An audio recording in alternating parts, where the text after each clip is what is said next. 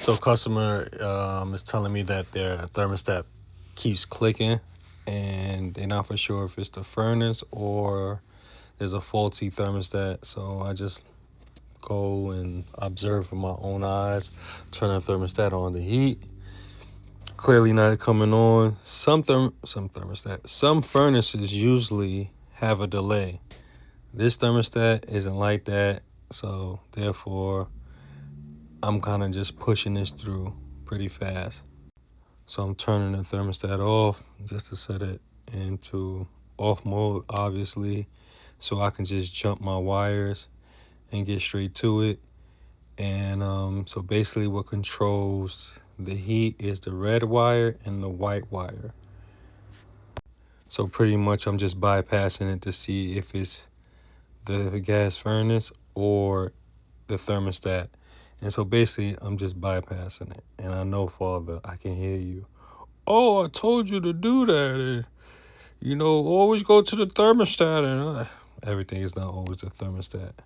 But anyway, so as I put my alligator clamps on, I'm waiting for the system to come back on and see the order of operation. And as you see, immediately it glows and it's going to kick on very soon. Before, the thermostat wasn't calling and the order of operation wasn't happening like that.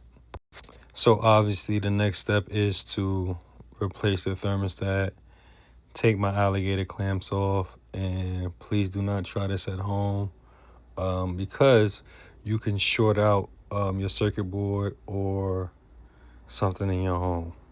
Be safe.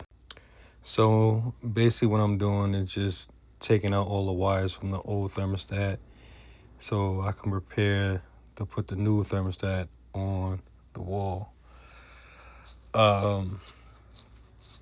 Just want to be cautious because if you take out the wires from the thermostat, they can fall down the hole, and that will be a tough way to get them because the hole is small and you can't put your hand in there.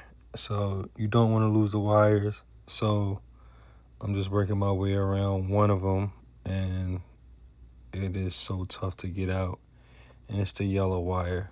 But anyway, moving on. So I finally got it off.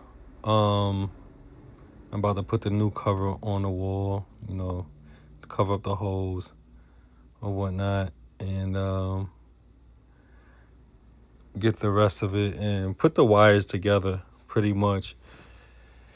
At times, you may mess up, and you're about to see how I mess up pretty bad. Sometimes you get good screws, sometimes you get cheap screws. And at this point, this is a cheap screw. So basically what happened is I got the screw all the way in. It was fun, but I ended up rounding the screw. And unfortunately for this screw, it got really bad. And so I was trying to take it out.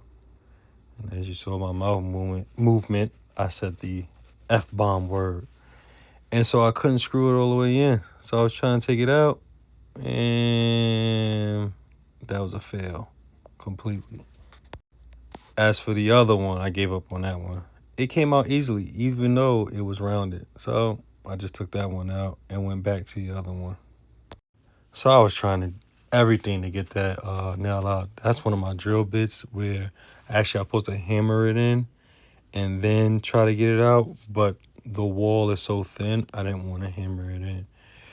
I used my little channel lock. I was like, nope, that ain't happening. So yeah. And so like most relationship, you move on. You go into different ones. And therefore, I just nailed the other holes that I could. That was a bad analogy, huh? It didn't even sound right. But eventually, I'll go back to that nail and get it out. So I just moved on. Sometimes that's what you got to do so you don't get frustrated and stick to one thing and one thing only. All right, back to this nail. I'm just really trying to turn this itch, but it's not coming out. It's just not.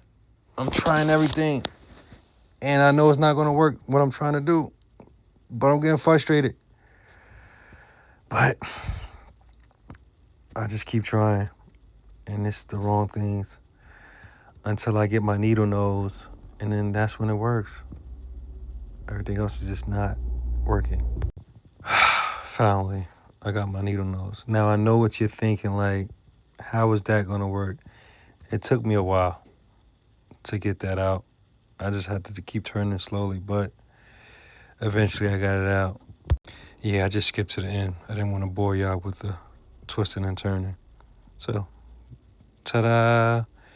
It's finally out. Now I could put a new nail in there. Mm, mm, mm, mm.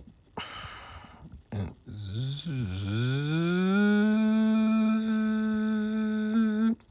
it don't really sound like that, but I thought I'd make some sound effects.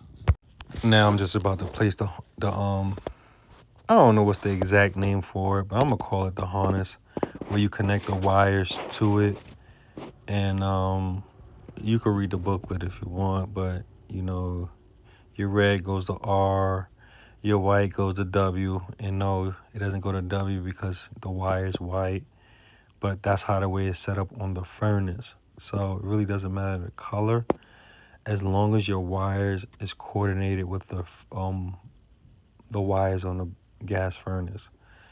And that's how I usually go. Green is usually G, which is the fan.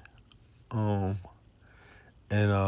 yellows with the white or whatnot. But if you don't have central air or forced air for cooling, it really don't matter. But yeah, so I'm just connecting that together right now.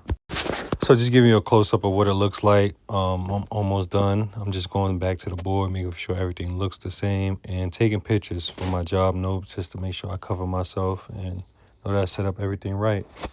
Usually I show the system running, but the thermostat was just the setup because we already saw that without the thermostat, it ran fine. But that's a new thermostat, and it's all set up.